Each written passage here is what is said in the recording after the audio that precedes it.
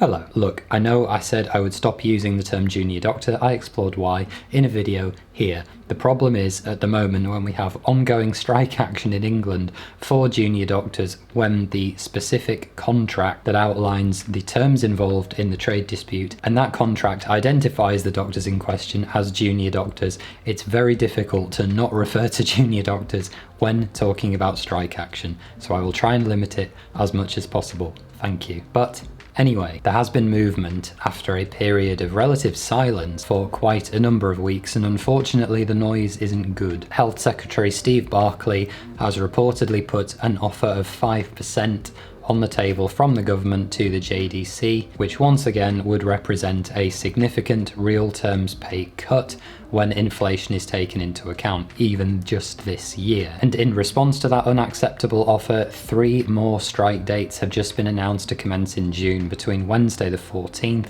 and Saturday the 17th of June, to finish at 7 AM. And just as with last time, when we saw a protracted period of 4 continuous strike days, this next wave of strike action will include emergency services, cancer care, and ITU, or intensive care unit. But there has been a significant further escalation. The government has since reiterated that they will not be coming back to the table as long as the threats of strike action, and indeed practical strike action, are happening. However, the BMA have also made it clear in a recent press release that as long as talks are not forthcoming and the government will not return to the table, there will be a minimum of 1 such strike period every single month by eligible junior doctors, as long as the strike ballot remains good, which practically for us lasts until August. And with this year's inflation figures taken into account, things are getting worse. As I've discussed in a previous video, which again you can go and watch here if you want to learn bit more about the maths behind the junior doctors pay restoration campaign. Doctors have had their pay cut since 2008-2009 levels by an effective 26.1%,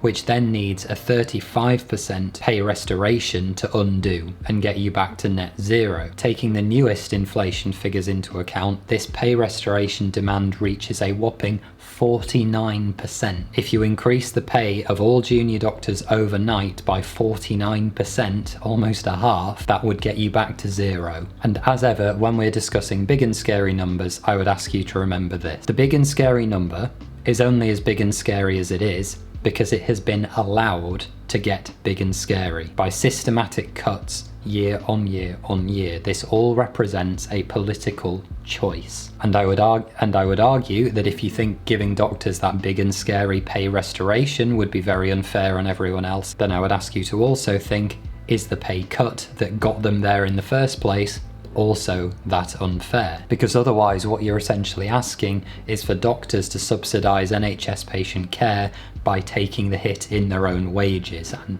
effectively this is what we're seeing. And to close out the video, this comes just as the government has once again failed to publish its long-awaited and long-promised NHS workforce plan, and have reportedly been pressuring trusts to reduce their estimates of how many doctors and nurses are needed to make up shortfall. Practically speaking, whatever the answer is to the NHS's myriad problems, it's going to be very expensive. It will only become more and more and more expensive the longer they wait before taking action. And unfortunately for our government in particular, it's harder to extract wealth into the private sector and into industry when the answer is as simple as employ more people and pay them properly to stop them from leaving. Shareholders and private interests don't make significant gain from that, which I'm sure will go a long way to explaining why our government doesn't seem keen. But thank you very much for watching, guys. Be sure to hit that like button for me, leave a comment, subscribe. Don't forget to check out my website ollieburton.com to be kept abreast of all the latest news and updates and goings on